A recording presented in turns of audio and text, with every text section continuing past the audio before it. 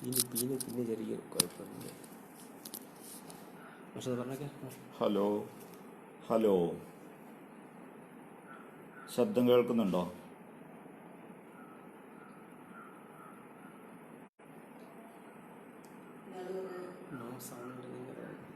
മൈക്കിനെന്തോ പറ്റില്ലേ? ചെക്ക് ചെയ്തില്ലേ?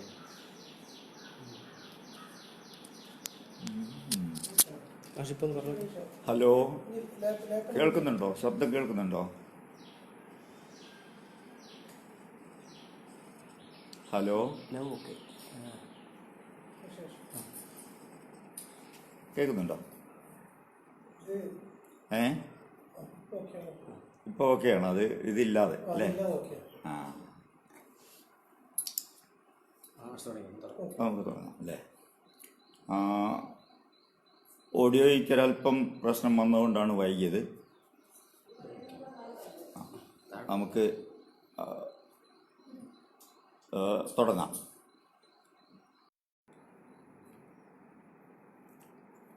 ഇതിനെക്കുറിച്ച് പറയുമ്പം രണ്ട് പ്രശ്നങ്ങൾ ആദ്യമേ ഉണ്ട്. ഒന്ന്, ശാസ്ത്രം എന്ന പദമാണ്.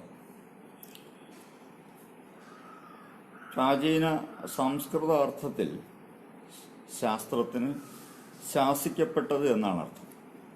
എന്ന് വെച്ചാൽ ഒരു വിജ്ഞനായിട്ടുള്ള ആള്, ഒരു ഗുരു പറഞ്ഞ കാര്യങ്ങൾ, അനുശാസിച്ച കാര്യങ്ങൾ എന്നാണ് ഇതിനർത്ഥം. ശാസ്ത്രങ്ങൾ ഇന്ത്യയിലുണ്ടായിരുന്നു. നമ്മളിപ്പം ശാസ്ത്രം എന്ന പദം ഉപയോഗിക്കുന്നത് ആ അർത്ഥത്തിലല്ല.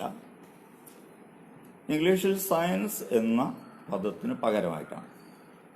നമ്മൾ ഉള്ള അല്ലെങ്കിൽ നിരീക്ഷണങ്ങൾ ആവിഷ്കരിക്കാൻ സാധിക്കുന്ന കാര്യങ്ങൾ, അത് മാത്രമേ നമ്മൾ ശാസ്ത്രത്തിൽ പെടുത്തുള്ളൂ. ഉദാഹരണത്തിന്, ആത്മാവുണ്ടോ, സ്വർഗമുണ്ടോ, പിശാചുണ്ടോ എന്നൊക്കെയുള്ള ചോദ്യങ്ങൾ ശാസ്ത്രത്തിന്റെ മേഖലയിൽ അത് പരീക്ഷണങ്ങളിലൂടെ തെളിയിക്കാൻ കഴിയില്ല എന്ന് മാത്രമല്ല, അങ്ങനെ പരിശോധിക്കാനുള്ള ഒരു പരീക്ഷണമോ നിരീക്ഷണമോ ആവിഷ്കരിക്കാൻ പോലും നമുക്കാകുന്നില്ല. അതുപോലെ തന്നെ മറ്റൊരു കാര്യമുള്ളത് ഇന്ത്യയിൽ എന്ന പദമാണ്. ഇന്നലത്തെ ഇന്ത്യ അല്ല ഇന്നത്തെ ഇന്ത്യ. ഒരുപക്ഷെ പ്രാചീന കാലത്ത് ഇന്ത്യ എന്ന പദം പോലും ആർക്കും അറിയാമായിരുന്നില്ല. പേർഷ്യക്കാരാണ് സിന്ധു നദി ഒഴുകുന്ന പ്രദേശം എന്നുള്ള അർത്ഥത്തിൽ ഹിന്ദുസ്ഥാൻ, അവർക്ക് സാ അല്ല ഹായാണ്, അതുകൊണ്ടാണ് അങ്ങനെ വന്നത്. അങ്ങനെ ഹിന്ദുസ്ഥാൻ എന്ന പേര് വരുന്നത് ആ അർത്ഥത്തിലാണ്. അന്ന് ഇപ്പോഴത്തെ പാകിസ്ഥാനും അഫ്ഗാനിസ്ഥാൻ്റെ ഒരു ഭാഗവും ഇന്ത്യയിലെ വലിയൊരു ഭാഗവും ആ പ്രദേശത്ത് ഉൾപ്പെട്ടിരുന്നു. എന്നാൽ ആധുനിക ഇന്ത്യയിൽ സ്വാതന്ത്ര്യത്തിന് ശേഷം പാകിസ്ഥാനും അഫ്ഗാനിസ്ഥാൻ്റെ ഭാഗങ്ങളൊന്നും പേടില്ല എന്ന് മാത്രമല്ല, മുമ്പ് കാലത്ത് പെടാതിരുന്ന തെക്കേ ഇന്ത്യയും ഒക്കെ പെടുകയും ചെയ്യും. നമ്മൾ പ്രാചീന ശാസ്ത്രത്തെക്കുറിച്ച് പറയുമ്പം ആ ഹിന്ദുസ്ഥാൻ, പഴയ ഹിന്ദുസ്ഥാൻ എന്ന ആശയം ആണ് ഉപയോഗിക്കുക. ആധുനിക ശാസ്ത്രത്തെക്കുറിച്ച് പറയുമ്പം സ്വാതന്ത്ര്യത്തിന് ശേഷമുള്ള ഇന്ത്യയെയാണ് ഉദ്ദേശിക്കുക. പ്രാചീന ഇന്ത്യയുടെ ചരിത്രം കൃത്യമായി അടയാളപ്പെടുത്തിയിട്ടൊന്നുമില്ല. പക്ഷെ നമുക്കറിയാം, ഇവിടെ ഉള്ള മുഴുവൻ ജനതയും ഏതെങ്കിലും കാലത്ത് ഇങ്ങോട്ട് കുടിയേറി പാർത്തവരാണ്. കാരണം മനുഷ്യവംശത്തിൻ്റെ ഉത്ഭവം ആഫ്രിക്കയിലാണെന്ന് ഇന്ന് പൊതുവിൽ സമ്മതിക്കപ്പെട്ടിട്ടുണ്ട്. അവർ പല വഴിക്ക് ഇന്ത്യയിൽ പല കാലത്ത് എത്തിയിട്ടുണ്ട്. പക്ഷെ ആദ്യകാലത്ത് കുടിയേറിയവരൊന്നും നാഗരിക സംസ്കാരങ്ങൾ പടുത്തുയർത്താൻ ശ്രമിച്ചിട്ടില്ല, അല്ലെങ്കിൽ നമുക്കറിയില്ല. നമുക്കറിയാവുന്നത് സിന്ധു നദീതട സംസ്കാരം മുതലിങ്ങോട്ടാണ്. പേർഷ്യയിൽ നിന്ന് ആണെന്ന് വിശ്വസിക്കപ്പെടുന്നു കുടിയേറി പാർത്ത ഒരു കർഷക സമൂഹം പടുത്തുയർത്തിയ സംസ്കാരമാണ് സിന്ധു നദീതട സംസ്കാരം. മോഹൻജോദാരോ, ഹരപ്പ, കാളിബംഗൻ, ഗുജറാത്തിൻ്റെ വലിയ പ്രദേശങ്ങൾ, രാജസ്ഥാനിൽപ്പെട്ട പ്രദേശങ്ങൾ, ഇതെല്ലാം ഉൾപ്പെടുന്ന ഏതാണ്ട് 12.5 ലക്ഷം ചതുരശ്ര കിലോമീറ്റർ വിസ്തൃതിയുള്ള വലിയൊരു ഭൂഭാഗമാണ് ആയിട്ടാണ് അതിനെ കരുതുന്നത്. അവിടെ നിരവധി സാംസ്കാരിക കേന്ദ്രങ്ങൾ വളർന്നു വരികയുണ്ടായി. ആ കാലത്ത് ലോകത്തെ ഏറ്റവും കൂടുതൽ ജനസംഖ്യയുള്ള ഒരു പ്രദേശവുമായിരുന്നു അത്. അപ്പം നമുക്കറിയാവുന്ന ഈജിപ്ഷ്യൻ സംസ്കാരത്തിലോ മെസപ്പൊട്ടേമിയൻ സംസ്കാരത്തിലോ ഒക്കെയുള്ള ജനങ്ങളുടെ മൊത്തം എണ്ണം ഇതിനേക്കാൾ വളരെ കുറവാണ്. ഏതാണ്ട് 50 ലക്ഷം ജനങ്ങൾ അന്ന് ഈ പ്രദേശങ്ങളിൽ ജീവിച്ചിരുന്നു എന്നാണ് നമുക്കറിയാവുന്നത്. അവർ ശാസ്ത്രരംഗത്ത് എന്തൊക്കെ നേട്ടങ്ങളുണ്ടായി എന്ന് നമുക്ക് കൃത്യമായി വായിച്ചെടുക്കാൻ കഴിഞ്ഞിട്ടില്ല.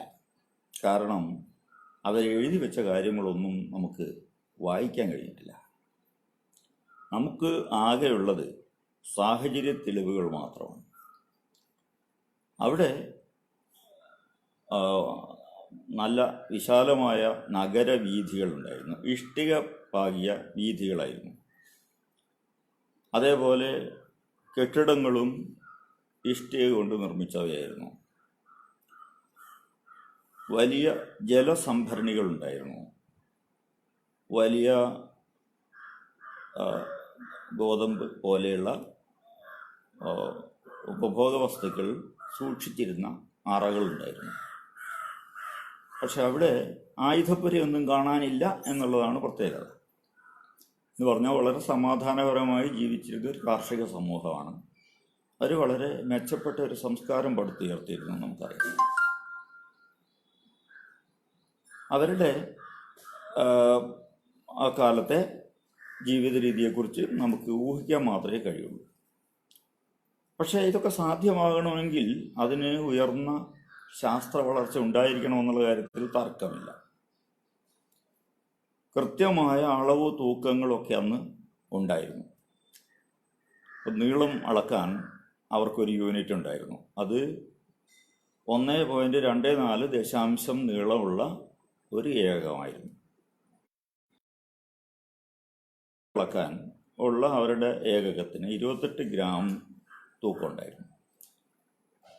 അതിൻ്റെ പല മടങ്ങ്, ഇരട്ടി, 5 ഇരട്ടി, 10 ഇരട്ടി, അങ്ങനെ, അല്ലെങ്കിൽ 5-1, 2-1 ഇങ്ങനെ വിഭജിച്ചുകൊണ്ടാണ് മറ്റ് അളവുകൾ ഉണ്ടാക്കിയെടുത്തത്. ഇഷ്ടികയുടെ വലുപ്പമൊക്കെ തന്നെ കൃത്യമായ റേഷ്യോയിലായിരുന്നു.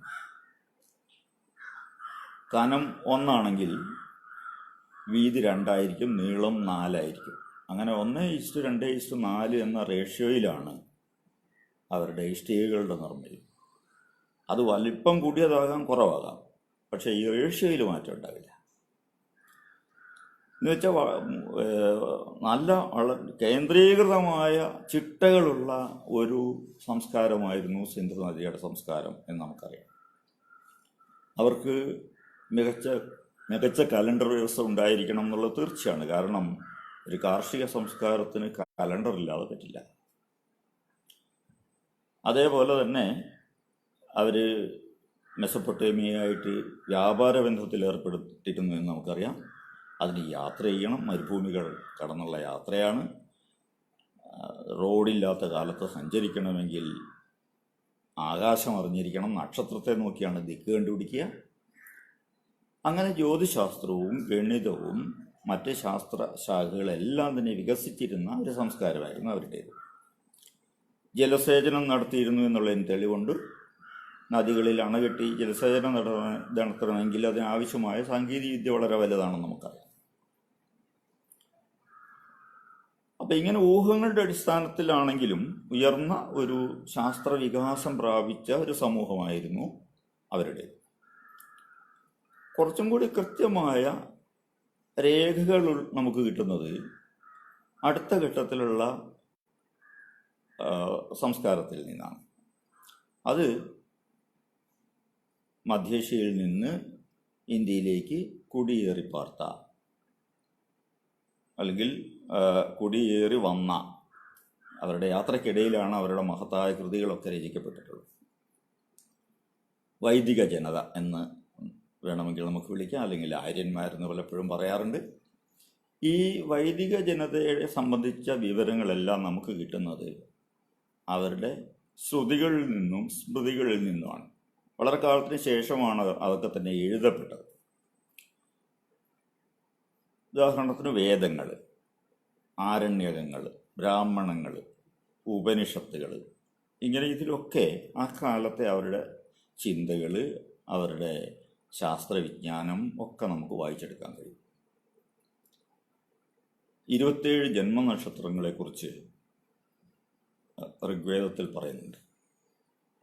അതിൽ ചിലതിൻ്റെ പേരും പറയുന്നുണ്ട്. ജന്മനക്ഷത്രം എന്ന ആശയം എന്തിനാണ് ആ കാലത്ത് വികസിപ്പിച്ചെടുത്തതെന്ന് നമ്മൾ കാണണമെങ്കിൽ മറ്റു കൃതികൾ വായിക്കണം. ഋഗ്വേദത്തിന് ശേഷം രചിക്കപ്പെട്ട ലഗധമുനിയുടെ വേദാംഗ ജ്യോതിഷം എന്ന കൃതിയിലാണ് ആ കാലത്തെ ജ്യോതിശാസ്ത്രത്തെക്കുറിച്ച് നമ്മൾ അറിയുന്നത്. ലഗധനാണ് ജന്മനക്ഷത്രത്തിൻ്റെ വിശദാംശങ്ങൾ നൽകുന്നത്. ചന്ദ്രൻ ഭൂമിയെ ചുറ്റുമ്പം 27 നക്ഷത്രങ്ങളിൽ കൂടി ഓരോ ദിവസവും ഒരു നക്ഷത്രത്തിൻ്റെ സമീപത്തുകൂടി കടന്നു പോകുന്നു. 27 1/3 ദിവസം കൊണ്ട് ഒന്ന് ഭൂമിയെ ചുറ്റുന്നു. അതുകൊണ്ട് 27 ജന്മനക്ഷത്രങ്ങൾ എന്ന ആശയം ഈ ജന്മനക്ഷത്രങ്ങളിലൂടെ പോകുന്ന വഴിക്ക് ചന്ദ്രൻ എവിടെ നിൽക്കുമ്പോഴാണോ ഒരു കുഞ്ഞ് ജനിക്കുന്നത്, കുഞ്ഞിൻ്റെ ജന്മനക്ഷത്രം അതാണ്. അത് വെച്ചിട്ട് കുഞ്ഞുങ്ങളുടെ പ്രായം ഗണിക്കാൻ പറ്റും. അങ്ങനെ കാലഗണനയ്ക്ക് വേണ്ടി ഉണ്ടാക്കിയെടുത്ത ഒരാശയമാണ് ജന്മനക്ഷത്രം. ഇതേ ജന്മനക്ഷത്രങ്ങളിൽ കൂടെ സൂര്യനും കടന്നു പോകുന്നു. സൂര്യന് ഒരു നക്ഷത്രം അല്ലെങ്കിൽ ഒരു നാൾ 13 ഡിഗ്രിയാണ് ഒരു നാൾ. അത് കടന്നു പോകണമെങ്കിൽ 13 ദിവസം എടുക്കും. അപ്പോൾ അത്രയും കാലമാണ് ഒരു ഞാറ്റുവേല, ഞായറുള്ള വേള, സൂര്യനുള്ള കാലം എന്നുള്ള അർത്ഥത്തിൽ ഞാറ്റുവേല എന്ന ഗണനത്തിലുള്ളത്. നക്ഷത്രം എന്നുള്ളത് കുട്ടികളുടെയും മറ്റും പ്രായം ഗണിക്കാൻ, കാലം ഗണിക്കാനാണ് ഉപയോഗിച്ചിരുന്നതെങ്കിൽ ഞാറ്റുവേല കൃഷിക്കാരന് വേണ്ട കാലഗണനയ്ക്കുള്ളതായിരുന്നു. ഏത് ഞാറ്റുവേലയിലാണ് വിത്ത് പാകേണ്ടത്, ഏത് ഞാറ്റുവേലയിലാണ് നമ്മൾ ഞാറ് നടേണ്ടത്, എപ്പോഴാണ് കൊയ്യാൻ പറ്റുക, എപ്പോഴാണ് ഉത്സവം നടത്തേണ്ടത്, ഇങ്ങനെ നമ്മുടെ ജീവിതവുമായി ബന്ധപ്പെട്ട എല്ലാ കാര്യങ്ങളെയും ഈ ഞാറ്റുവേല കണക്കിൽ അന്ന് പ്രതിപാദിക്കാൻ കഴിഞ്ഞിരുന്നു. ലഗധമുനി ഞാറ്റുവേല വെച്ചിട്ടുള്ള മാസഗണന, ചന്ദ്രമാസം വെച്ചുള്ള മാസഗണന, അതേപോലെ തന്നെ സൂര്യൻ്റെ ഉത്തരായനം ദക്ഷിണായനം മുതലായവ വെച്ചുകൊണ്ടുള്ള വർഷഗണന, ഇങ്ങനെ പലതരത്തിലുള്ള വർഷഗണനകളെക്കുറിച്ച് നമ്മളോട് പറയുന്നുണ്ട്. ഋഗ്വേദ കാലത്ത് തന്നെ വിഷുവം എന്ന് പറയുന്ന ആശയം അവർക്ക് വ്യക്തമായിട്ട് അറിയാമായിരുന്നു. ദൈവങ്ങൾ സൂര്യനെ ഏറ്റവും ഉച്ചസ്ഥാനത്തേക്ക് ഉയർത്തുന്ന ദിവസം എന്ന അർത്ഥത്തിലാണ് അവർ വിഷുവം അന്ന് കണ്ടത്. വിഷുവം കൃത്യമായി മുൻകൂട്ടി അറിയാനും ആഘോഷിക്കാനും അവർക്ക് കഴിഞ്ഞിരുന്നു. ആ ദിവസത്തിന് 10 ദിവസം മുമ്പേ പ്രാർത്ഥനകളും യാഗങ്ങളും മറ്റ് ചടങ്ങുകളൊക്കെ ആരംഭിക്കണം. 10 ദിവസം കഴിഞ്ഞും അത് തുടരുകയും ചെയ്യണം. ഇന്നത്തെ പോലെ ഒരു ദിവസത്തെ ഒരു ആഘോഷമായിരുന്നില്ല പണ്ട് വിഷു. 10-20 ദിവസം നീണ്ടു നിൽക്കുന്ന വളരെ ഗൗരവമുള്ള ഒരു ആഘോഷ പരിപാടിയായിരുന്നു. കാരണം നമ്മുടെ കാലാവസ്ഥയും അതുമായിട്ടുള്ള ബന്ധം, ഉത്തരായനം ദക്ഷിണായന ചലനങ്ങളുടെ പ്രാധാന്യമൊക്കെ അന്നേ അവർക്കറിയാമായിരുന്നു. അപ്പം ഇങ്ങനെ ജ്യോതിശാസ്ത്രത്തിലുള്ള അറിവ് പോലെ തന്നെ ഗണിതത്തിലും അവർക്ക് നല്ല അറിവുണ്ടായിരുന്നു. ഇന്ത്യയാണ് പൂജ്യം എന്ന ആശയത്തിന് ശൂന്യം എന്നാണ് ആദ്യകാലത്ത് ഉപയോഗിച്ചിരുന്നത്. ആ ശൂന്യം എന്ന ആശയം ഗണിതത്തിൽ അവതരിപ്പിച്ചു. അനന്തം എന്ന ആശയം ഗണിതത്തിൽ അവതരിപ്പിച്ചു. എണ്ണൽ സംഖ്യകൾ 1 മുതൽ 10, 100, 1000 വരെയൊക്കെ ഗ്രീസിലൊക്കെ പേരുള്ളൂ സംഖ്യകൾക്ക്. പക്ഷെ ഇന്ത്യയിൽ ലക്ഷം കോടി വരെ, 1,00,000 കോടി വരെയുള്ള സംഖ്യകൾക്ക് ഓരോ 10ന്റെ മൾട്ടിപ്ലിക്കേഷനിലും പേരുകളുണ്ട്. ദശം, ശതം, സഹസ്രം, അയുതം എന്നിങ്ങനെ തുടങ്ങി 1,00,000 കോടിക്ക് വരെ പേരുകളിടാൻ ഇന്ത്യക്കാർക്ക് കഴിഞ്ഞിരുന്നു. അതേപോലെ തന്നെ തറയുടെ നിർമ്മാണവുമായിട്ട് ബന്ധപ്പെട്ട് ജിയോമെട്രി വളരെയധികം വികസിച്ചിരുന്നു. ഒരു യാഗത്തറ കെട്ടണമെങ്കിൽ വേണ്ട ഇഷ്ടികകളുടെ എണ്ണം വളരെ കൃത്യമായി കണക്കാക്കിയിരുന്നു. ചെറിയ യാഗത്തറയാണെങ്കിൽ ചെറിയ ഇഷ്ടിക, വലിയ യാഗത്തറയാണെങ്കിൽ വലിയ ഇഷ്ടിക. ഓരോന്നിനും വേണ്ട ഇഷ്ടികകളുടെ എണ്ണം ഒന്നിൻ്റെ 5 ഇരട്ടിയോ 6 ഇരട്ടിയോ വേണ്ട മറ്റൊരു യാഗത്തറ കെട്ടണമെങ്കിൽ അത്ര ഇരട്ടി വേണ്ടി വരും. അങ്ങനെയാണെങ്കിൽ അതിൻ്റെയൊക്കെ റേഷ്യോ എത്രയാണ്, ഇതൊക്കെ കണ്ടുപിടിക്കാൻ ആൾജിബ്രയും ജിയോമെട്രിയും ഒക്കെ അന്ന് ഉപയോഗിച്ചു. യഥാർത്ഥത്തിൽ ഇന്ത്യയിൽ ഗണിതവും ജ്യോതിശാസ്ത്രവും ഒക്കെ വികസിച്ചത് ആരാധനാ രീതികളുമായിട്ട് ബന്ധപ്പെട്ടാണ്. ഗണിതത്തിൽ പൈയുടെ മൂല്യം ഇന്ത്യയിൽ കണ്ടെത്തിയിരുന്നു. കാരണം ഒരു വൃത്തത്തെ എങ്ങനെ ചതുരമാക്കാം, തുല്യ വിസ്തൃതിയുള്ള ചതുരമാക്കാം, ഒരു ചതുരത്തെ എങ്ങനെ വൃത്തമാക്കാം, ഇത്തരം പ്രശ്നങ്ങളൊക്കെ അന്ന് ചർച്ച ചെയ്തിരുന്നു. അതുപോലെ തന്നെ ഇക്വേഷൻസിൻ്റെ സൊല്യൂഷൻസ് പലതരത്തിലുള്ള കുട്ടക രീതിയിലും മറ്റും ഉപയോഗിച്ചുകൊണ്ട് സമവാക്യങ്ങളെ എങ്ങനെയാണ് നിർദ്ധരിക്കുക ഇതിൽ വലിയ ഗവേഷണം ഇവിടെ നടന്നിരുന്നു. ഒരു പൈതഗോറസ് തിയറം എന്ന് നമ്മൾ ഇന്ന് അറിയുന്ന സിദ്ധാന്തം പൈതഗോറസ് ജനിക്കുന്നതിനും വളരെ കാലം മുമ്പേ ഇന്ത്യയിൽ ഉപയോഗിച്ചിരുന്നു. ആ സിദ്ധാന്തം ഉപയോഗിച്ചിരുന്നു എന്ന് നമുക്കിന്നറിയാം. അങ്ങനെ അടിസ്ഥാന ഗണിതത്തിൽ വളരെ വലിയ മുന്നേറ്റം അക്കാലത്ത് തന്നെ ഉണ്ടായിരുന്നു. ശുല്ബസൂത്രങ്ങൾ വായിച്ചാൽ നമുക്ക് അന്നത്തെ ഗണിതത്തെക്കുറിച്ചുള്ള നല്ല അറിവ് കിട്ടും. ആയുർവേദം വളരെയധികം വികസിച്ചിരുന്നു എന്നുള്ളതിന് ധാരാളം തെളിവുകളുണ്ട്. യഥാർത്ഥത്തിൽ അത് ഈ കാലത്തല്ല, അതിന് മുമ്പ് തന്നെ സിന്ധു നദീതട സംസ്കാര കാലത്ത് തന്നെ വികസിച്ചിട്ടുണ്ടായിരിക്കണം. കാരണം വളരെ കൂടുതൽ ഹ്യൂമിഡിറ്റി ഉള്ള അന്തരീക്ഷത്തിൽ ജലസാന്നിധ്യമുള്ള ഒരു രാജ്യമാണ് ഇന്ത്യ. ധാരാളം മഴയുണ്ട്, നല്ല ചൂടുമുണ്ട്. അങ്ങനെയുള്ള രാജ്യങ്ങളിൽ ധാരാളം രോഗങ്ങളുണ്ടാവും. അതേപോലെ തന്നെ ധാരാളം പല തരത്തിലുള്ള സസ്യങ്ങളുണ്ടാവും. ഈ സസ്യങ്ങൾ സ്വന്തം നിലനിൽപ്പിന് വേണ്ടി അവയെ ബാധിക്കുന്ന രോഗങ്ങളെ തടയാൻ വേണ്ടി പലതരത്തിലുള്ള രാസവസ്തുക്കളെ ഉൽപ്പാദിപ്പിക്കും. അത്തരം രാസവസ്തുക്കളെ മനുഷ്യനും രോഗത്തെ തടുക്കാൻ വേണ്ടി ഉപയോഗിക്കാം എന്ന് നമുക്കറിയാം. അതാണ് ആയുർവേദത്തിൻ്റെ അടിസ്ഥാന തത്വം.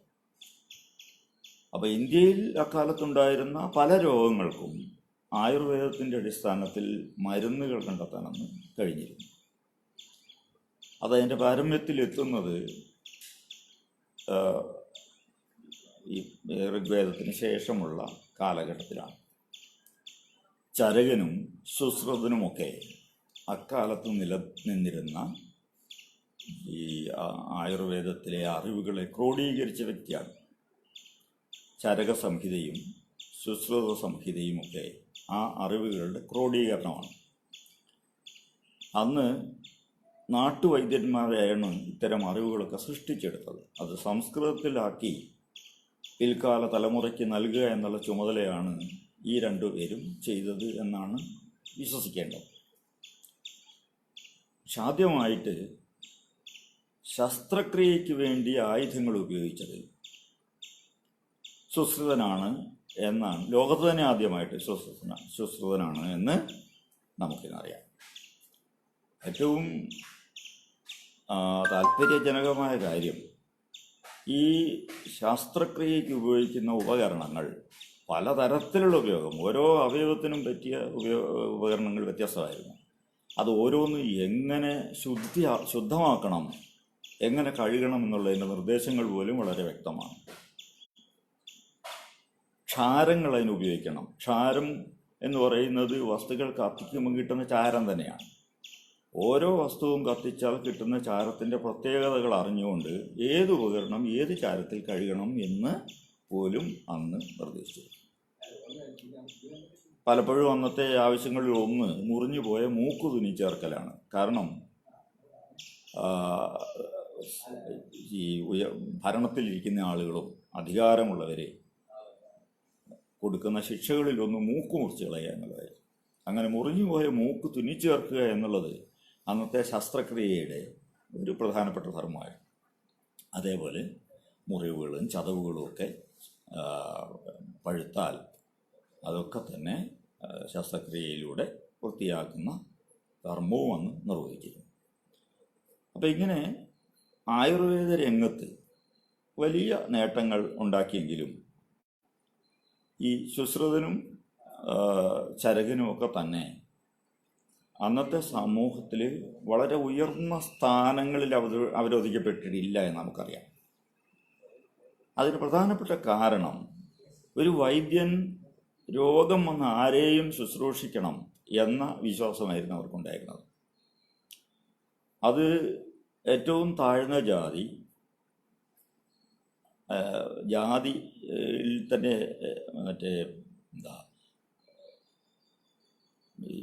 ശൂദ്രൻ മാത്രമല്ല, ശൂദ്രനിലും താഴ്ന്ന ആൾക്കാർക്ക് പോലും രോഗം വന്നാൽ ചികിത്സ നൽകണമെന്ന് അവർ വിശ്വസിച്ചിരുന്നു.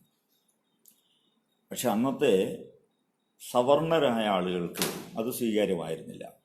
താഴ്ന്ന ജാതിക്കാരെ രോഗം ഭേദമാക്കാൻ ഇവർ പോകുന്നത് അവർക്ക് എതിർപ്പുള്ള കാര്യമായിരുന്നു.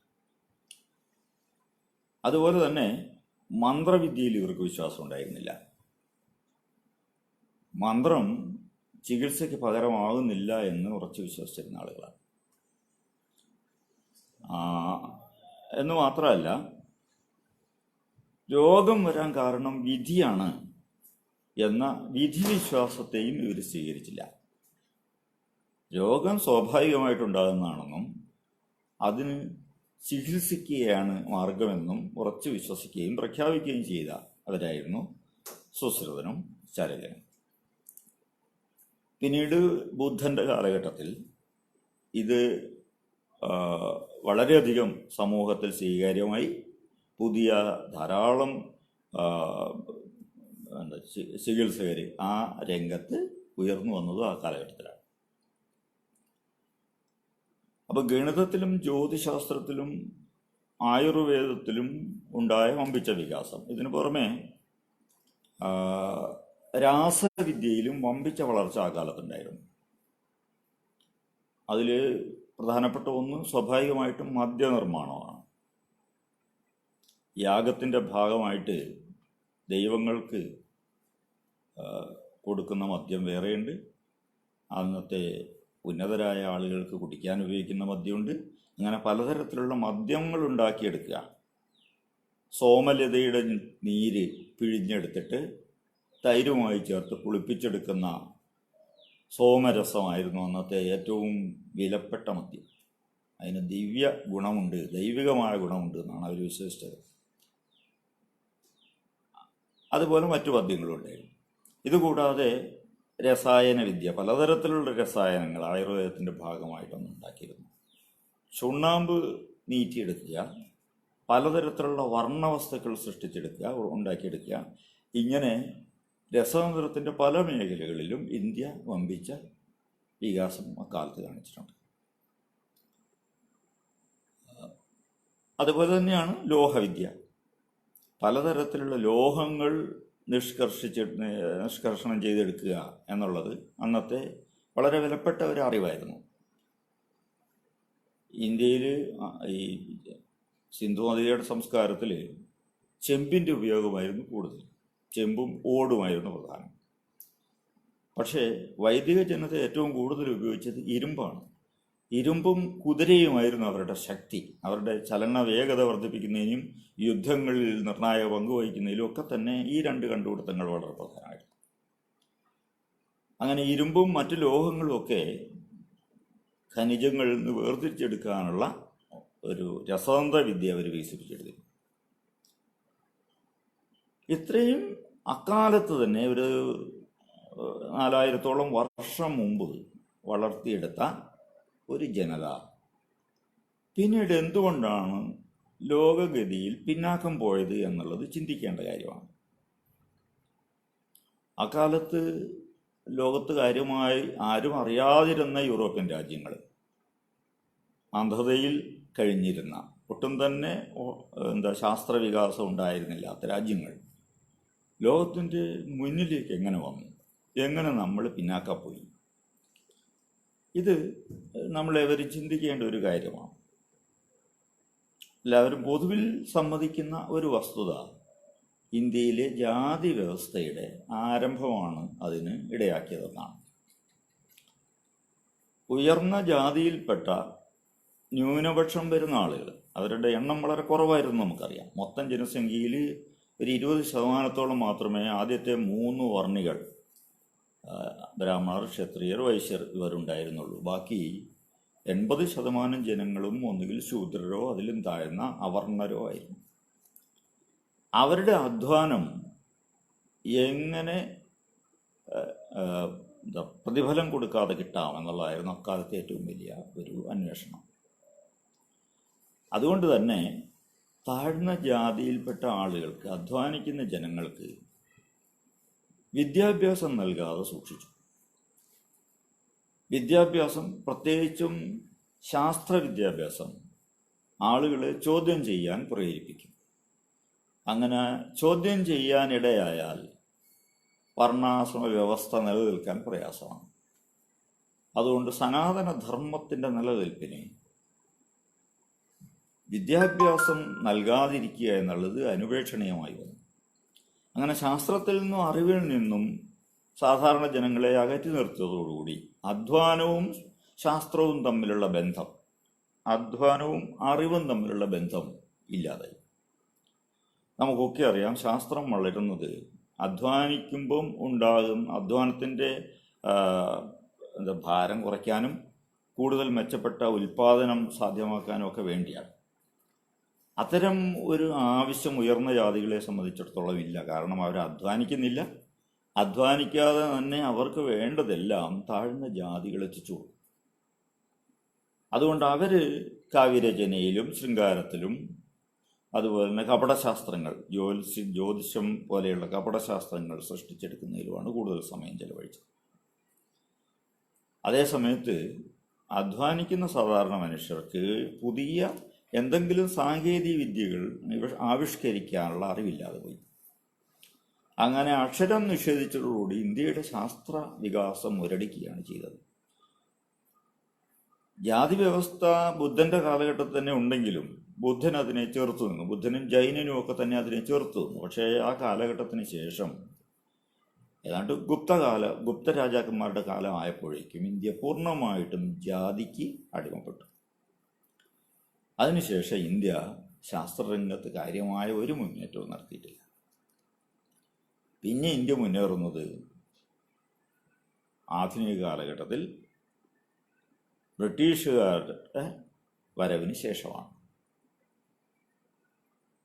ബ്രിട്ടീഷുകാർ ഇന്ത്യയിൽ ആധുനിക വിദ്യാഭ്യാസം നടപ്പിലാക്കി. സമൂഹത്തിലെ ഉയർന്ന വിഭാഗത്തിൽപ്പെട്ടവർക്കെങ്കിലും ആ വിദ്യാഭ്യാസം ലഭ്യമായി. പലരും രാജ്യത്തിന് പുറത്തുപോയി പഠിച്ചു. വിദ്യാഭ്യാസത്തിൻ്റെ ഭാഗമായി ആധുനിക ശാസ്ത്രം ഇന്ത്യക്കാർക്ക് ലഭ്യമായി. ഇതിൻ്റെയൊക്കെ ഭാഗമായിട്ടാണ് സ്വാതന്ത്ര്യത്തിന് തൊട്ട് മുമ്പും പിമ്പുമുള്ള കാലഘട്ടത്തിൽ ഇന്ത്യയിൽ ശാസ്ത്രത്തിൻ്റെ വലിയൊരു മുന്നേറ്റം തന്നെ ഉണ്ടായി. ഇന്നും നമ്മുടെ ഇന്ത്യക്കാർക്ക് അറിയാവുന്ന പ്രധാനപ്പെട്ട ശാസ്ത്രജ്ഞരെല്ലാം ആ കാലഘട്ടത്തിൽ ജീവിച്ചവരാണ്. ഇന്ന് ജീവിച്ചിരിക്കുന്ന ശാസ്ത്രജ്ഞന്മാരുടെ പേര് പറയാൻ ആവശ്യപ്പെട്ടാൽ നമ്മുടെ സ്കൂളിലോ കോളേജിലോ ഉള്ള കുട്ടികൾ പോലും വിഷമിക്കും. അവർ പറയുന്ന പേരുകളിൽ ഒരാൾ പോലും ഇന്ന് ജീവിച്ചിരിപ്പുണ്ടാവില്ല. PC Ray, JC Bose, CV Raman, MN Saha, SN Bose, Mahalanobis തുടങ്ങിയ ലോകപ്രശസ്തരായ നിരവധി ശാസ്ത്രജ്ഞന്മാർ അക്കാലത്തു ജീവിച്ചിരുന്നു എന്ന് മാത്രമല്ല, അവരെല്ലാവരും തന്നെ കൽക്കത്ത കേന്ദ്രമായി പ്രവർത്തിച്ചവരാണ്. എന്തുകൊണ്ടാണ് കൽക്കത്ത കേന്ദ്രമാക്കേണ്ടി വന്നത്? എന്തുകൊണ്ടാണ് ഈ കാലഘട്ടത്തിൽ അങ്ങനെ ഒരു ഉയർത്തെഴുന്നേൽപ്പ് ഉണ്ടായത്? സ്വാഭാവികമായിട്ടും 1857 ബ്രിട്ടീഷുകാർക്കെതിരായ ഉയർത്തെഴുന്നേൽപ്പിന് ശേഷം ഇന്ത്യയിൽ ഉയർന്നു വന്ന ഒരു സ്വാതന്ത്ര്യമോഹമുണ്ട്. ഇന്ത്യൻ സ്വാതന്ത്ര്യ പ്രസ്ഥാനം വളർന്നു വന്നതോടുകൂടി അത് വളരെയേറെ വികസിച്ചു. ഇന്ത്യ ഇന്നല്ലെങ്കിൽ നാളെ സ്വതന്ത്രമാവും എന്ന ആത്മവിശ്വാസം ഇന്ത്യക്കാർക്കെല്ലാം ഉണ്ടായി. അതിൻ്റെ ഭാഗമായിട്ടാണ് ഇന്ത്യയിൽ വരാൻ പോകുന്ന സ്വതന്ത്ര ഇന്ത്യയിൽ എങ്ങനെ ശാസ്ത്രത്തെ പടുത്തുയർത്തണം എന്ന ചിന്ത പലരിലും ഉണ്ടായി വന്നത്. കൽക്കത്തയായിരുന്നു അന്നത്തെ ഇന്ത്യയുടെ ഏറ്റവും പ്രധാനപ്പെട്ട വിപ്ലവ കേന്ദ്രം, ഉൽപ്പതിഷ്ണുക്കളുടെ നാടായിരുന്നു. അവിടെയാണ് രവീന്ദ്രനാഥ ടാഗോറും ബങ്കിംചന്ദ്ര ചാറ്റർജിയും അതുപോലുള്ള സാഹിത്യകാരന്മാരും വലിയ ചിത്രകാരന്മാരും ചിന്തകരും ഒക്കെ ഉണ്ടായി വന്നത്. അവിടെ തന്നെയാണ് ഇന്ത്യയിലെ പ്രധാനപ്പെട്ട എല്ലാ ശാസ്ത്രജ്ഞരും ഉണ്ടായി വന്നത്. കാരണം ഇതെല്ലാം പരസ്പരം ബന്ധപ്പെട്ട കാര്യങ്ങളാണ്. മനുഷ്യൻ്റെ ക്രിയേറ്റിവിറ്റി, സൃഷ്ടിപരതയുടെ ഒരു ഘടകം മാത്രമാണ് ശാസ്ത്രം. മറ്റു പലതുമാണ് സാഹിത്യവും ചിത്രകലയും സിനിമയും ഒക്കെ തന്നെ. അപ്പം ശാസ്ത്രത്തിൽ മാത്രമായിട്ടൊരു സമൂഹത്തിന് മുന്നേറാനാവില്ല. ബാക്കി രംഗങ്ങളിലൊക്കെ മുന്നേറുന്ന കാലഘട്ടത്തിലാണ് ശാസ്ത്രത്തിൽ മുന്നേറ്റം ഉണ്ടാകുന്നത്. ഇന്ത്യയിലെ നമ്മൾ ഏറ്റവും അറിയപ്പെടുന്ന ശാസ്ത്രജ്ഞനായിട്ടുള്ള CV രാമനാണല്ലോ. രാമൻ്റെ കഥ നോക്കിയാൽ തന്നെ നമുക്കറിയാം എങ്ങനെയാണ് ഒരു ശാസ്ത്രകാരൻ ജനിക്കുന്നത്. രാമൻ്റെ മുത്തശ്ശൻ ഒരു ക്ഷേത്രത്തിലെ ഒരു സാധാരണ പൂജാരിയായിരുന്നു. അദ്ദേഹത്തിന് സംസ്കൃതം മാത്രമേ അറിയായിരുന്നു. ആ പൂജാരി എടുത്ത പ്രധാനപ്പെട്ട ഒരു തീരുമാനം തൻ്റെ പുത്രന് ആധുനിക വിദ്യാഭ്യാസം നൽകുക എന്നതാണ്. അതിനാണ് അവനെ ഇംഗ്ലീഷുകാർ നടത്തുന്ന ഒരു സ്കൂളിൽ, പാതിരിമാർ നടത്തുന്ന ഒരു സ്കൂളിൽ തൃശ്ശിനാപ്പള്ളിയിൽ ചേർത്തതും പിന്നീട് ചെന്നൈയിൽ അയച്ച് ഉന്നത വിദ്യാഭ്യാസം നൽകിയത് ക്രിസ്ത്യൻ കോളേജിൽ. ചെന്നൈയിലെ ക്രിസ്ത്യൻ കോളേജിൽ എത്തിയ ചന്ദ്രശേഖരൻ എന്ന് പറയുന്ന ആ കുട്ടി, അയാൾക്ക് പഠിക്കാനുള്ള പാഠത്തിൽ ഒതുങ്ങി നിൽക്കാതെ ലൈബ്രറിയിലുള്ള മുഴുവൻ പുസ്തകങ്ങളും വായിച്ചു തീർക്കാനാണ് ശ്രമിച്ചത്. അതിൽ തത്വശാസ്ത്രവും ഗണിതവും ഭൗതികശാസ്ത്രവും സാഹിത്യവും ഒക്കെ പെടും. അങ്ങനെ വായനയിൽ മതിമറന്ന ആ കുട്ടിയാണ് പിന്നീട് തനിക്ക് ജോലി കിട്ടിയപ്പം കിട്ടുന്ന ശമ്പളത്തിൽ കഷ്ടിച്ച് ജീവിക്കാനുള്ള തുക ഒഴിച്ച് ബാക്കി മുഴുവൻ പുസ്തകങ്ങൾ വാങ്ങാൻ വേണ്ടി ചെലവഴിച്ചത്. ആ ചന്ദ്രശേഖരൻ്റെ മകനാണ് CV രാമൻ. പുസ്തകങ്ങളുടെ നടുക്കാണ് ആ കുട്ടി വളർന്നു വന്നത്. കുഞ്ഞുനാളിലെ വായിക്കുക എന്നുള്ള ശീലം അവന് വളർന്നു വന്നു. കോളേജിൽ പഠിക്കുന്ന കാലത്ത് തന്നെ ഗവേഷണങ്ങളിൽ ഏർപ്പെട്ട് പ്രബന്ധങ്ങൾ ശാസ്ത്ര മാസികകളിൽ പ്രസിദ്ധീകരിക്കാൻ അവന് കഴിയും. അത് കഴിഞ്ഞ് റെയിൽവേയിൽ ഉയർന്ന ഒരു ജോലി കിട്ടിയത് എക്കണോമിക്സുമായി ബന്ധപ്പെട്ട വിഷയത്തിലാണെങ്കിലും അയാൾ പിന്നീട് ആ ജോലി ഉപേക്ഷിച്ച് അക്കൗണ്ടന്റ് ജനറൽ എന്ന പ്രധാനപ്പെട്ട ഒരു ജോലി, വലിയ ശമ്പളം കിട്ടുന്ന ജോലി ഉപേക്ഷിച്ച് കൽക്കത്ത യൂണിവേഴ്സിറ്റിയിൽ പകുതി ശമ്പളത്തിന് ഒരു ഫിസിക്സ് അധ്യാപകനായി ചേർന്ന കഥ നമുക്കറിയാം. ശാസ്ത്രത്തോട് അത്രയേറെ കമ്പമായിരുന്നു ആ കുട്ടി. അയാളാണ് രാമൻ ഇഫക്റ്റ് കണ്ടെത്തിയതും അതിൻ്റെ പേരിൽ നൊബേൽ സമ്മാനം നേടിയെടുത്തത്. നൊബേൽ സമ്മാനം നേടിയെടുക്കാൻ മാത്രം കഴിയുള്ള നിരവധി ശാസ്ത്രജ്ഞർ അക്കാലത്ത് അവിടെ ഉണ്ടായിരുന്നു. അദ്ദേഹത്തിൻ്റെ കൂടെ തന്നെ ഉണ്ടായിരുന്ന Satyendranath boss, SN boss Einstein statistics എന്ന് പറയുന്ന ശാസ്ത്രശാഖയ്ക്ക് ജന്മം നൽകിയ ആളാണ്. ആ മേഖലയിൽ ഗവേഷണം നടത്തി അനവധി പേർക്ക് നൊബേൽ സമ്മാനം പിൽക്കാലത്ത് കിട്ടിയെങ്കിലും ബോസിന് അത് കിട്ടാൻ അവസരം ഉണ്ടായില്ല. ഒരുപക്ഷെ ബ്രിട്ടീഷ് ഇന്ത്യ ആയതുകൊണ്ടായിരിക്കാം. എസ് എൻ ബോസ് തീർച്ചയായിട്ടും ലോകം കണ്ട വലിയ ശാസ്ത്രജ്ഞന്മാരിൽ ഒരാൾ തന്നെയാണ്. അതുപോലെ തന്നെയാണ് എം.എൻ. സാഹ, മേഘനാഥ് സാഹ. ഭൂമിയിലിരുന്നുകൊണ്ട് ഒരു നക്ഷത്രത്തിൽ എന്തൊക്കെ വസ്തുക്കൾ ഉണ്ട് എന്ന് കണ്ടെത്താൻ അതിൻ്റെ സ്പെക്ട്രം പഠിച്ചാൽ മതി. അതിലെ സ്പെക്ട്ര രേഖകൾ നോക്കിയിട്ട് ഏതൊക്കെ പദാർത്ഥങ്ങളാണ് അവിടെ ഉള്ളതെന്ന് പറയാൻ കഴിയും. അതിനുള്ള ഇക്വേഷൻ, സാഹാസ് ഇക്വേഷൻ സൃഷ്ടിച്ചെടുത്തത് എം.എൻ. സാഹയാണ്. ഇന്നും ജ്യോതിശാസ്ത്രത്തിൽ വിലപ്പെട്ട ഒരു ഫോർമുലയായിട്ട് അത് കിടക്കുകയാണ്. മെഹ്ലനോബിസ് ആണ് ഇന്ത്യയിൽ സ്റ്റാറ്റിസ്റ്റിക്കൽ ഇൻസ്റ്റിറ്റ്യൂട്ട് സ്ഥാപിച്ചുകൊണ്ട് അതിന് തുടക്കം കുറിച്ചത്. അപ്പം ഇങ്ങനെ ലോകത്തറിയപ്പെടുന്ന മഹാരഥന്മാരെ ശാസ്ത്രമേഖലയിൽ സൃഷ്ടിക്കാൻ ഇന്ത്യക്ക് അക്കാലത്ത് കഴിഞ്ഞിട്ടുണ്ട്. പക്ഷേ ഇന്ന് ഇന്ത്യയുടെ അവസ്ഥ ഏറെ പരിതാപകരമാണ്. അതിനുശേഷം, ആ കാലഘട്ടത്തിന് ശേഷം ഇന്ത്യ വളരെ ഒന്നും മുന്നോട്ട് പോയില്ല. എന്ന് മാത്രമല്ല, പലപ്പോഴും പിന്നോട്ട് പോയിട്ടുണ്ട് എന്ന് നമുക്കറിയാം. പിന്നോട്ട് പോകാൻ ഉള്ള കാരണം പലരും പഠിച്ചിട്ടുണ്ട്. പക്ഷേ നമുക്കറിയാം, അതിലൊരു വലിയ പങ്ക് ഇന്ത്യയിലെ ജാതി വ്യവസ്ഥയ്ക്ക് തന്നെയാണ്. നെഹ്റുവിൻ്റെ കാലഘട്ടത്തിൽ ഒരുപാട് ഗവേഷണ സ്ഥാപനങ്ങളും യൂണിവേഴ്സിറ്റികളും ആരംഭിക്കുകയുണ്ടായി. ഇന്ത്യയിൽ ശാസ്ത്രം വളർത്തിയെടുക്കണമെന്ന് നിർബന്ധമുള്ള ആളായിരുന്നു ജവഹർലാൽ നെഹ്റു. അദ്ദേഹത്തിൻ്റെ കൂടെ ഒരു വലിയ ടീമുണ്ടായിരുന്നു. പക്ഷെ നിർഭാഗ്യവശാൽ ഇന്ത്യയിലെ പാവപ്പെട്ട താഴ്ന്ന ജാതിയിൽപ്പെട്ട ആളുകൾക്ക് വിദ്യാഭ്യാസം അതിനു മുമ്പ് കിട്ടാതിരുന്നതുകൊണ്ട് ഈ സ്ഥാപനങ്ങളിലെല്ലാം കയറി പറ്റിയത് ഉയർന്ന വിദ്യാഭ്യാസം നേടിയ ഉയർന്ന ജാതിക്കാരാണ്. താഴ്ന്ന ജാതിയിൽ നിന്ന് പിന്നീട് ആരും അങ്ങോട്ട് കടന്നു വരില്ല എന്ന് ഉറപ്പാക്കുക എന്നുള്ളതായിരുന്നു അവരുടെ പിൽക്കാലത്തെ ധർമ്മം. ഇന്നും ഇന്ത്യൻ യൂണിവേഴ്സിറ്റികളിൽ ശൂദ്രനോ അതിലും താഴ്ന്ന ആളുകളോ വളരെ വളരെ പരിമിതമാണ്. ഉയർന്ന സ്ഥാനങ്ങളെല്ലാം സവർണരുടെ കൈവശമാണ്. എന്ന് മാത്രമല്ല, ഈ സ്ഥാപനങ്ങളുടെ എല്ലാം ഭരണ ചുമതലയും അവർ തന്നെയാണ് വഹിക്കുന്നത്. അതുകൊണ്ട് ഇന്ത്യയിൽ ഇന്നത്തെ അവസ്ഥയിൽ യൂണിവേഴ്സിറ്റികളിലോ ഗവേഷണ സ്ഥാപനങ്ങളിലോ അടിസ്ഥാന ശാസ്ത്രം വളർന്നു വരിക എന്നുള്ളത് വളരെ പ്രയാസമാണ്. ഒരുപക്ഷെ ഇൻഫർമേഷൻ ടെക്നോളജിയിലും അല്ലെങ്കിൽ അതുപോലെയുള്ള ടെക്നോളജിയുടെ മേഖലയിൽ ഇന്ത്യ വലിയ മുന്നേറ്റം നടത്തിയെന്നിരിക്കും. ഇറക്കുമതി ചെയ്ത സാങ്കേതിക വിദ്യകളെ മെച്ചപ്പെടുത്തുക എന്നുള്ള പണിയും നമുക്ക് ചെയ്യാൻ കഴിഞ്ഞെന്ന് വരും. ഒരുപക്ഷെ ലോകത്തിലെ സാങ്കേതിക വിദ്യയിൽ മുന്നണിയിൽ നിൽക്കുന്ന രാജ്യങ്ങളിലൊന്നായിട്ട് ഇന്ത്യക്ക് മാറാൻ കഴിയും. പക്ഷെ അടിസ്ഥാന ശാസ്ത്രം വളരാതെ ഒരു രാജ്യത്തിന് ഏറെ മുന്നോട്ട് പോകാനാവില്ല. ഇന്ത്യക്ക് ശേഷം സ്വാതന്ത്ര്യം പ്രാപിച്ച ചൈന, അതേപോലെ തന്നെ അക്കാലത്ത് വളരെ പിന്നണിയിൽ നിന്നിരുന്ന തെക്കൻ കൊറിയ പോലുള്ള രാജ്യങ്ങളൊക്കെ നമ്മളെ കവച്ചു വെച്ച് ബഹുദൂരം മുന്നേറിയിരിക്കുന്നു. ഇന്ന് ഇന്ത്യ ശാസ്ത്രരംഗത്ത് അറിയപ്പെടുന്ന ഒരു ശക്തിയേയല്ല.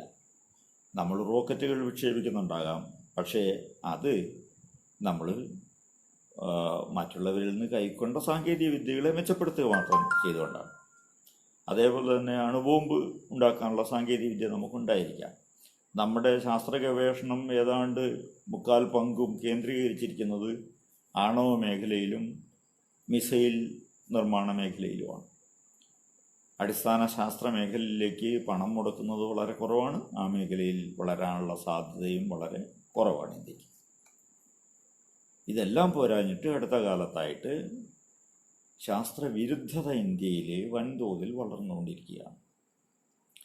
എല്ലാ ശാസ്ത്രങ്ങളും പണ്ട് ഇന്ത്യയിൽ വളർന്നിരുന്നെന്നും അത് നമുക്ക് നഷ്ടപ്പെടാൻ കാരണം മുഗളന്മാരുടെ ആക്രമണവും ബ്രിട്ടീഷുകാരുടെ ഭരണവുമാണെന്നും, ഇല്ലായിരുന്നെങ്കിൽ ഇന്ത്യ ഇന്ന് വളരെ വളരെ മുന്നേറിയുമായിരുന്നു എന്നൊക്കെയാണ് പറയുന്നത്. പണ്ട് ഇന്ത്യ ഉൽപ്പാദിപ്പിച്ച ശാസ്ത്രവും സാങ്കേതിക വിദ്യയൊക്കെ ലോകത്തിന് മുഴുവൻ നമ്മൾ നൽകിയിരുന്നു എന്ന അവകാശവാദവുമുണ്ട്. ഇതൊക്കെ തന്നെ വാസ്തവവിരുദ്ധമാണെന്ന് നമുക്കറിയാം. BC 7000 ഇന്ത്യയിൽ വിമാനങ്ങൾ നിർമ്മിച്ച ഭരദ്വാജ മുനി എന്ന് പറയുന്ന ഒരാളുണ്ടായിരുന്നു എന്നാണ് നമ്മളോട് പറയുന്നത്. BC 7000 ഇവിടെ ആരാണ് ഉണ്ടായിരുന്നത്? സിന്ധുനദിയുടെ സംസ്കാരം പോലും ഇവിടെ എത്തിയിട്ടില്ല.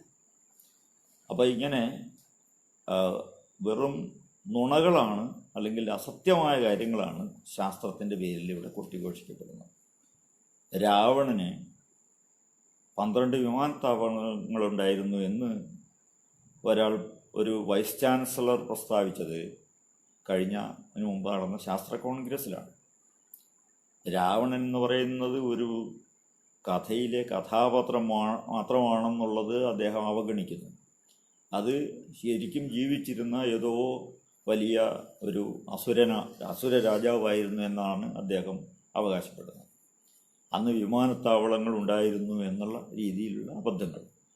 അതേപോലെ തന്നെ ജനിതക സാങ്കേതിക വിദ്യ ആനയുടെ ശരീരത്തിൽ തുന്നിച്ചേർത്താണ്. ഇതൊക്കെ പറയുന്നത് സാധാരണ ആളുകളൊന്നുമല്ല, വളരെ വലിയ ശാസ്ത്ര വിദ്യാഭ്യാസവും സംസ്കൃത വിദ്യാഭ്യാസമൊക്കെ നേടിയ പണ്ഡിതന്മാരാണ്. നമ്മുടെ മന്ത്രിമാരും ഏതാണ്ട് ഇതുപോലെയുള്ള പ്രസ്താവനകളൊക്കെ ചെയ്യുന്ന അവസ്ഥയിലാണുള്ളത്. അപ്പോൾ ഇത്തരം ഒരു അവസ്ഥയിൽ നമ്മുടെ രാജ്യത്തിന് ഏറെ മുന്നോട്ട് പോകാനാവില്ല. ഇത് മാറ്റിയെടുക്കാനുള്ള ബോധം നമ്മുടെ സമൂഹത്തിലുണ്ടായി വരണം. ശാസ്ത്രബോധമില്ലാത്തൊരു സമൂഹത്തിൽ ശാസ്ത്രം വളരില്ല. കാരണം ഓരോ കുട്ടിയും വളർന്നു വരുന്നത് അവൻ്റെ രക്ഷിതാക്കളും സമൂഹവും ഉൾച്ചേർന്ന സമൂഹത്തിലാണ്. ഈ സമൂഹം അന്ധവിശ്വാസങ്ങളിൽ കുളിച്ചു കിടക്കുമ്പം ഇയാൾക്ക് ശാസ്ത്രബോധം ഉണ്ടാകുക സാധ്യമല്ല. അതുകൊണ്ട് തന്നെ ശാസ്ത്രത്തിൽ മുന്നേറുക സാധ്യമല്ല. നമ്മുടെ നാട്ടിലിപ്പോൾ സംഭവിച്ചുകൊണ്ടിരിക്കുന്ന അതാണ്. നല്ല ബുദ്ധിയുള്ള കുട്ടികൾ പോലും ശാസ്ത്രബോധമില്ലാത്തതിൻ്റെ ഫലമായി ശാസ്ത്രത്തിൽ എന്തെങ്കിലും കൗതുകം കാണുന്നതിൽ പരാജയപ്പെടും. അപ്പം ഒരു ജനതയ്ക്ക് ശാസ്ത്രം മൊത്തത്തിൽ തന്നെ അസ്വീകാര്യമായി വരുന്ന ഒരവസ്ഥയുണ്ട്. ശാസ്ത്രത്തിൽ നിന്നൊരു ആവേശം ഉൾക്കൊള്ളാൻ നമുക്ക് കഴിയുന്നില്ല. റഷ്യയിൽ പണ്ട് സ്പുട്നിക് വിക്ഷേപിച്ച സമയത്തും അമേരിക്കയിൽ ചന്ദ്രനിലേക്ക് ആളെ അയച്ച സമയത്തും ഒക്കെ സൃഷ്ടിച്ച വലിയൊരാവേശമാണ് ആ ദേശങ്ങളിലൊക്കെ പിന്നീട് ശാസ്ത്ര വളർച്ചയ്ക്ക് വമ്പിച്ച സഹായമായി മാറിയത്. ആ ഒരു ആവേശം ഇന്ത്യയിൽ നമ്മുടെ വിദ്യാർത്ഥികൾക്കൊന്നും തന്നെ കിട്ടുന്നില്ല എന്നുള്ള അവസ്ഥയുണ്ട്.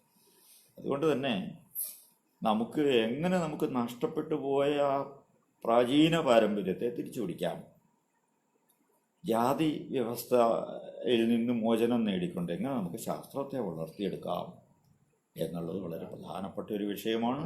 നമ്മുടെ സമൂഹത്തിൽ ആകെ ചർച്ച ചെയ്യപ്പെടേണ്ട ഒരു വിഷയമാണ് എന്ന് മാത്രം പറഞ്ഞുകൊണ്ട് ഞാൻ എൻ്റെ അവതരണം ഇവിടെ അവസാനിപ്പിക്കുന്നു. നന്ദി. പക്ഷെ സംശയമായിട്ട് വന്നത് സംശയം ഇന്ത്യയിൽ ജ്യോതിശാസ്ത്രം എങ്ങനെയാണ് ജ്യോതിഷമായിട്ട് പരിണമിച്ചതെന്നുള്ളത് വന്നിരിക്കുന്ന ഒരു ചോദ്യം അതാണ്. ഇന്ത്യയിൽ ജ്യോതിശാസ്ത്രം എങ്ങനെയാണ് ജ്യോതിഷമായി പരിണമിച്ചത് എന്നാണ്.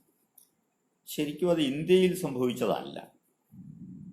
ഇന്ത്യയിൽ പ്രാചീന കാലത്തുണ്ടായിരുന്നത് ജ്യോതിഷം എന്നാണ് എന്നെ വിളിച്ചിരുന്നതെന്നുള്ള സത്യമാണ്. ജ്യോതിസുകളെ കുറിച്ചുള്ള പഠനമാണ്. ആകാശത്ത് തിളക്കമുള്ള വസ്തുക്കളെക്കുറിച്ച് പഠിക്കുന്നതാണ് ജ്യോതിഷം.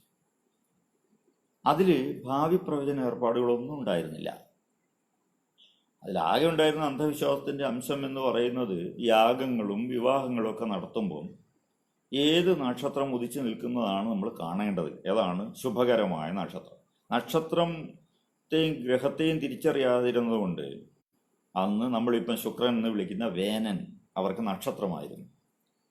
അതേപോലെ നമ്മളിപ്പം വ്യാഴം എന്ന് വിളിക്കുന്ന ബൃഹസ്പതി അവർക്കൊരു നക്ഷത്രമായിരുന്നു. ഈ 2 നക്ഷത്രങ്ങൾ ഉദിച്ചു നിൽക്കുമ്പം സൽക്കർമ്മങ്ങൾ ചെയ്യുന്നത് വളരെ നല്ലതാണ് എന്ന വിശ്വാസമുണ്ടായിരുന്നു.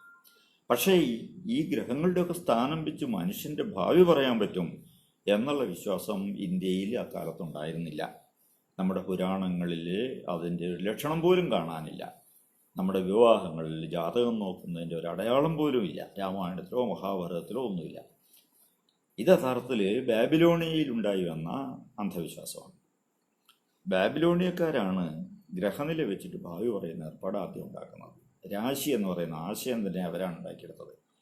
സൂര്യൻ ഭൂമിയെ ചുറ്റുന്ന പഥം, ക്രാന്തിപഥം, അതിനെ 12 വിഭജിച്ചിട്ട് 12 രാശികൾ എന്നൊക്കെ അവരാണ് ആദ്യം പറഞ്ഞത്. ഈ അന്ധവിശ്വാസങ്ങൾ പിന്നീട് ഗ്രീസിലെത്തി. ഗ്രീക്കുകാരാണ് അതിനെ പിന്നീട് വളർത്തിയെടുത്തത്. അലക്സാണ്ടർ ചക്രവർത്തിയുടെ ഇന്ത്യ ആക്രമണത്തിന് ശേഷമാണ് BC 326 അത് സംഭവിച്ചത്. ആ 326 BC 326 ശേഷമാണ് ഇന്ത്യയിലേക്ക് ജ്യോത്സ്യം കടന്നു വരുന്നത്. ഗ്രീക്ക് ജ്യോതിഷം ഇന്ത്യയിലേക്ക് എത്തിക്കുന്നതിൽ, ട്രാൻസ്ലേഷൻ വഴിയൊക്കെ എത്തിക്കുന്നതിൽ വലിയ പങ്ക് വഹിച്ച ആളാണ് ഗർഗമുനി, അതിനുശേഷം പരാശരമുനി പറയുന്നത്. ഇന്ത്യയിൽ ജ്യോതിശാസ്ത്രത്തിൻ്റെ പഴയ പേര് എന്നുള്ളത് മാത്രമേ ഉള്ളൂ. ജ്യോതിഷത്തിന് ഭാവി പ്രവചനമൊക്കെ തന്നെ പുറത്തുനിന്ന് വന്ന അന്ധവിശ്വാസമാണ്, നമ്മൾ ഇറക്കുമതി ചെയ്ത അന്ധവിശ്വാസമാണ്. പക്ഷേ ഈ അന്ധവിശ്വാസം ഇന്ത്യക്കാർക്ക് വളരെ സ്വീകാര്യമായി തീർന്നു എന്നുള്ളതാണ് അത്ഭുതകരമായ കാര്യം. അതിന് കാരണം ഇന്ത്യയിലെ ജാതി വ്യവസ്ഥയാണ്. കർമ്മഫലമായിട്ട് നിങ്ങൾ താഴ്ന്ന ജാതിയിൽ ജനിക്കുന്നു. അങ്ങനെ ജനിക്കുന്നതിൻ്റെ ഫലമായി നിങ്ങളുടെ ജന്മം ദുരിതമയമായി തീരുന്നു. അത് നിങ്ങളുടെ ഗ്രഹനിലയിലുണ്ട്. അപ്പോൾ ആ ഗ്രഹനിലയിൽ നിന്ന് ഇത് വായിച്ചെടുക്കാം. അങ്ങനെ ജാതിയും ജാതകവും, നിങ്ങൾ താഴ്ന്ന ജാതിയിൽ ജനിക്കാനും കാരണം നിങ്ങളുടെ മുജ്ജന്മകർമ്മമാണ്. അങ്ങനെ ജാതിയും ജാതകവും തമ്മിൽ ബന്ധിപ്പിച്ചുകൊണ്ട് അന്ധവിശ്വാസത്തെ വളർത്തിയെടുക്കാൻ ഇന്ത്യക്കാർക്ക് കഴിഞ്ഞു. ഇന്ത്യയിലെ ഉയർന്ന ജാതികൾക്ക് കഴിഞ്ഞു. അതുകൊണ്ടാണ് ഇന്ത്യയിൽ ഇന്നും വളരെ ശക്തമായിട്ട് ജ്യോതിഷം നിലനിൽക്കുന്നത്, ജ്യോത്സ്യം നിലനിൽക്കുന്നത്. ലോകത്ത് മറ്റൊരിടത്തും ഇന്ന് അതിന് ശക്തിയില്ല. പിന്നെ വന്നിരിക്കാം. ഇനി ഇപ്പം വരില്ലായിരിക്കും അല്ലേ? Then there was a ongoing space was between USA and USSR, right? So nationalism played a role in space exploration. Then there was a ongoing space war between USA and USSR. അവിടെ വന്നിട്ടുള്ള ഒരാശയം, അഭിപ്രായം എന്നുള്ള നിലയ്ക്കാണ് വന്നിട്ടുള്ള, ചോദ്യമായിട്ടല്ല. ഈ ശാസ്ത്രത്തിൻ്റെ വളർച്ചയിൽ USSRും US-ഉം, അമേരിക്കയും അന്നത്തെ സോവിയറ്റ് യൂണിയനും തമ്മിലുള്ളൊരു മത്സരം വളരെയധികം പങ്കുവഹിച്ചിട്ടുണ്ട്. ആ മത്സരത്തിൻ്റെ വന്ന വമ്പിച്ച ഒരു മത്സരത്തിൻ്റെ ഫലമായിട്ട് ശാസ്ത്രം ഇവിടെ വളരുകയുണ്ടായി. അതിൽ ആ രാജ്യങ്ങളിൽ വളരുകയുണ്ടായി. പക്ഷെ അത് പൂർണ്ണമായിട്ടും അങ്ങനെ അതുകൊണ്ട് മാത്രമാണ് നമുക്ക് പറയാൻ കഴിയില്ല. അമേരിക്കയ്ക്ക് വൻതോതിലുള്ള സാമ്പത്തിക ശേഷി, 2ാം ലോക മഹായുദ്ധത്തിൽ ആയുധം വിറ്റും മറ്റും ഉണ്ടാക്കിയ വമ്പിച്ച സാമ്പത്തിക ശേഷി അവർക്കുണ്ട്. അതേപോലെ തന്നെ റഷ്യയിലും ഈ അമേരിക്കയെ കവച്ചു വെച്ച് മുന്നേറണമെന്ന് പറയുന്ന ഒരു മത്സര ബുദ്ധിയുണ്ട്. അതുകൊണ്ട് അവരുടെ മത്സരം വളരെ സ്വാഭാവികമായിട്ട് വളർന്നു വന്നതാണ്. അവർ സ്പുട്നിക് വിക്ഷേപിക്കുകയും കൂടി ചെയ്തതോടുകൂടി അമേരിക്ക അവരുമായിട്ട് മത്സരത്തിന് മുന്നിട്ടിറങ്ങി. അങ്ങനെ ഒരു മത്സരത്തിലൂടെ മാത്രമേ ശാസ്ത്രം വളരൂ എന്ന് നമുക്ക് കരുതാൻ പറ്റില്ല. ഉദാഹരണത്തിന് ഇത്തരം ഒരു മത്സരവും ഇല്ലാതെ തന്നെയാണ് യൂറോപ്പിൽ ശാസ്ത്രം വളർന്നതും വളർന്നുകൊണ്ടിരിക്കുന്നതും. ഇന്നൊരു പക്ഷേ അമേരിക്കയെ കവച്ച് യൂറോപ്പ് മുന്നേറും എന്നുള്ള ഒരവസ്ഥയാണുള്ളത്. ചൈനയും അങ്ങനെ തന്നെ. ചൈനയിലും അങ്ങനത്തെ ഒരു ആവേശത്തിൻ്റെ ഭാഗമായിട്ടല്ല ശാസ്ത്രം മുന്നേറുന്നത്. രാജ്യത്തിൻ്റെ സാമ്പത്തിക അവസ്ഥ മെച്ചപ്പെടുത്താനും പിന്നാക്കാവസ്ഥ മറികടക്കാനും ഒക്കെ തന്നെ ശാസ്ത്രം കൂടിയേ കഴിയുള്ളൂ എന്ന ധാരണ, അതോടൊപ്പം തന്നെ മികച്ച ഒരു ശാസ്ത്രബോധം, ഇത് രണ്ടുമാണ് വേണ്ടത്. ഇന്ത്യയിൽ ഒരുപക്ഷെ ആദ്യത്തെ ധാരണ ഉണ്ടാകാം, മത്സരിക്കണം, മുന്നേറണം. പക്ഷേ രണ്ടാമത്തെ ധാരണ മുഴുവൻ ജനങ്ങൾക്കും വിദ്യാഭ്യാസവും ശാസ്ത്രബോധവും നൽകിക്കൊണ്ട് ശാസ്ത്രത്തെ വളർത്തിയെടുക്കാം എന്നുള്ള ഒരു വിശ്വാസം ഇന്ത്യയിൽ ഭരിക്കുന്നവർക്ക് ഇന്നില്ല. നമ്മുടെ ഭരണകൂടത്തിന് മൊത്തത്തിൽ ഉദ്യോഗസ്ഥന്മാർക്കടക്കം വളരെ കാലമായിട്ട് അതില്ല. അതാണ് നമ്മുടെ പിന്നാക്കാവസ്ഥയ്ക്ക് കാരണം.